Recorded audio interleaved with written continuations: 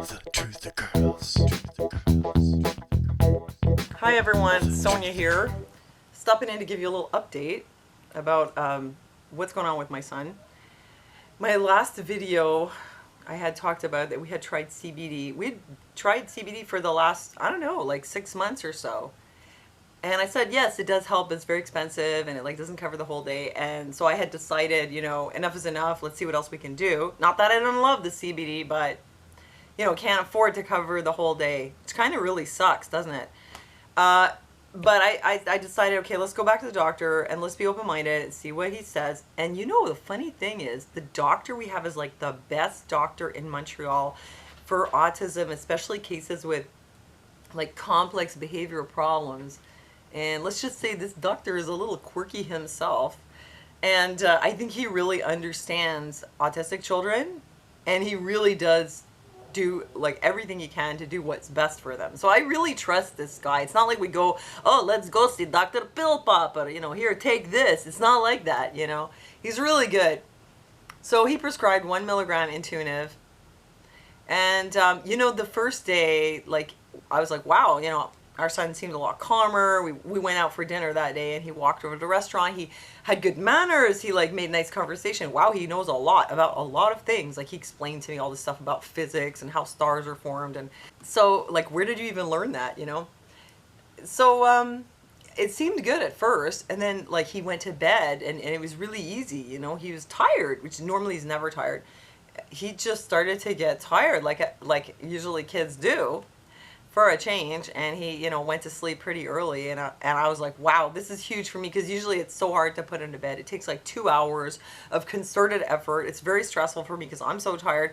Finally get him to bed, it's super late, and then I'm all like wound up from the cortisol from putting him to bed. It takes me another 2 hours to get myself to sleep. So it's hard, every night. So he went to bed and I was like, okay, this looks promising.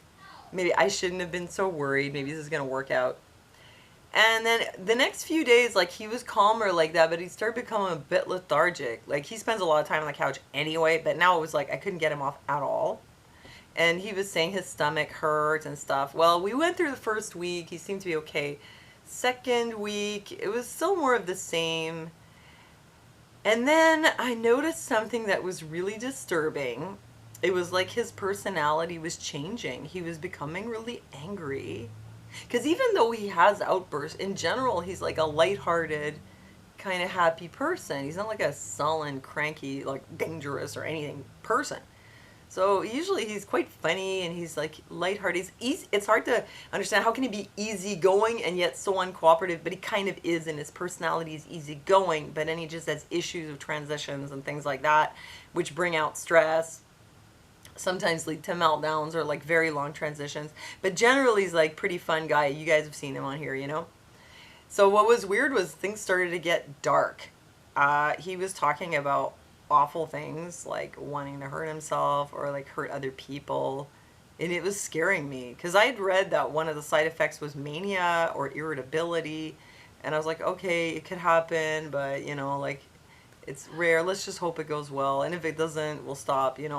So it had been like about a week and a half, and I saw this and yesterday, and I was concerned. And then I made him some lunch, and I had to go out, and then his dad was with him, and I was out, and his dad called me, and he was telling me that he was manic. He didn't even know mania was a side effect, but he was calling me saying like it seems like he's manic. We went out for a walk, and the whole time he's talking about killing people. I know it's cringy, but like that's what happened. So I was out, so I was scared. I was like, oh my God, what's happening with our kid? And I'm not even there, and I hope everything goes well. I was just praying, oh please God, like let's just get through today, and like we'll just stop the meds and like just let everything be okay today. So Aaron was telling me Gunnar was like talking a mile a minute. He was talking about really scary things. It was all very strange. I got home that evening, and to me Gunnar seemed like he was totally fine.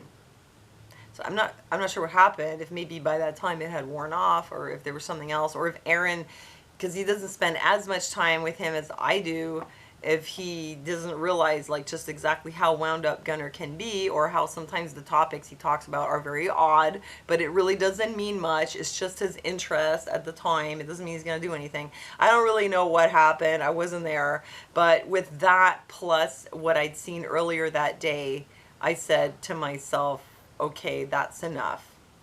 So, you know, I feel like it's a bust.